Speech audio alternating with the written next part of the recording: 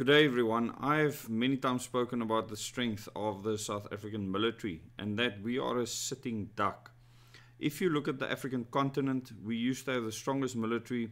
Now we are ranked fourth, and we were actually third and dropped to the fourth place on the African continent. But now in the world, we dropped in 2024 to 2025 from 33rd to 40th. Just in a year, we have gone backwards by that much. And I'll give you a link to an article that talks about this. There's many articles that talk about this. But if you don't have a strong military, you don't have sovereignty. And our current government might think that we have no military threats or they're not concerned. Like Cyril Ramaphosa says, we are a proud sovereign nation. I mean, the irony of that statement is just unbelievable.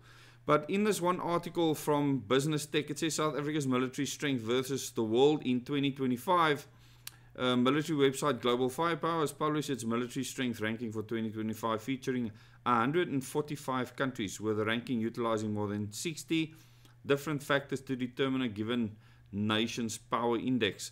Now, I've looked at militaries in the past, and the power index is used. And this is one of the most comprehensive that look at many things. And I think things have gotten worse since 2025. This was in January. The Global Firepower Index is calculated by focusing on weapon diversity rather than the total number of weapons available to any country to provide a better balance of firepower. The formula also allows smaller, more technologically advanced nations to compete with larger, lesser developed powers, and special modifiers in the form of bonuses and penalties are applied to refine the list further, which is compiled annually. Okay, but the big kicker here, and you can go and read the article, I'll put a link in the description below this video as well as in the first comment, is the fact that South Africa has dropped rapidly. The top 10 military spenders, so this is defense budget in the world, is the US at $895 billion.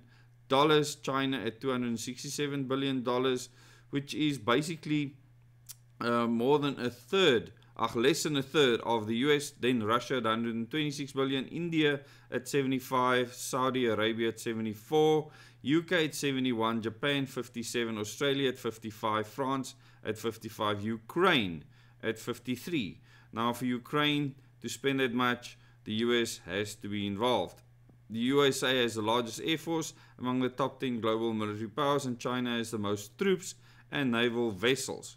Okay, it then gives a breakdown of active frontline service people, reserve, and if you actually look at the reserve for Russia, it's 2 million people. I mean, it's really huge. So yes, one of the largest reserves. But China, the active frontline people is over 2 million. So, I mean, it's a very strong group of people. South Africa is now 40th, if you look at this list. So, they show the top 10 and then they show South Africa. We have 71,235 active frontline people. I wonder how many of them can actually be used actively frontline. Tell me in the comments what you think based on what you have seen. And then the reserves, 29,350. It says combat tanks, we have 252. Air Force has 182. Aircraft, etc., and then naval vessels we have 49. And then it says South Africa is ranked as having the 40th greatest military strength globally, dropping 7 spots from 2024. And this is the point I'm trying to make. The country also dropped in the ranks of the strongest military force in Africa, sliding by 1 spot from 3rd in 2024 to 4th in 2025. Now, South Africa's military used to be the most prolific on the African continent by a long shot, and obviously that has all gone down the toilet. This puts us behind countries such as Egypt, Algeria, and Nigeria on the African continent. So, you know, it speaks here about our air power and our army and land power. They say it includes 2 fighter aircraft. For Pete's sake, 2 fighter aircraft. Are you serious? 12 transport aircraft, 81 trainer aircraft. Now, if you train in 81 aircraft, but you only have 2 fighter aircraft, you can do the math. Tell me what you think once again in the comments.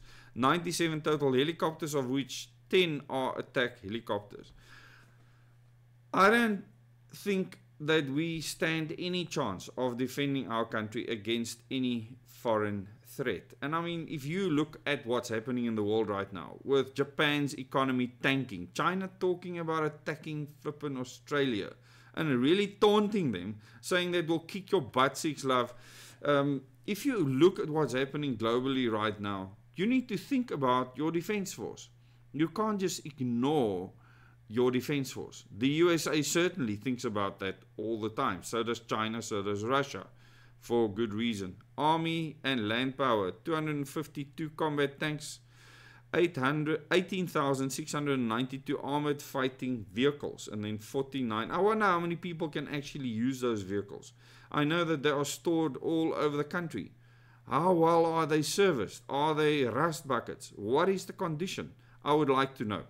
I hope that I'm pleasantly surprised and we actually have enough people to drive 18,692 armored fighting vehicles in case of an invasion or whatever. 49 self-propelled artillery, 134 towed artillery, and 101 rocket projectors. So then they talk about naval power, 4 frigates, 3 submarines, 33 patrol vessels, 2 mine warfare vessels, and 7 unspecified. So this is our military. I will give you a link once again to the article. Go and look at the stats and tell me how you feel about the fact that we have dropped 7 spots from 2024 to 2025 on the world rankings with regards to our military. Thanks so much for watching this channel. Please subscribe to this channel. Click the bell icon so you can get notifications for future videos, and watch the Moments in Time and Question Everything series of videos on those 2 playlists. It's for free. Anyone can go and watch it. Do that so you can see why you should be subscribed and why the information that we put out on this channel gives a perspective beyond politics. Thank you so much for watching. Till the next video.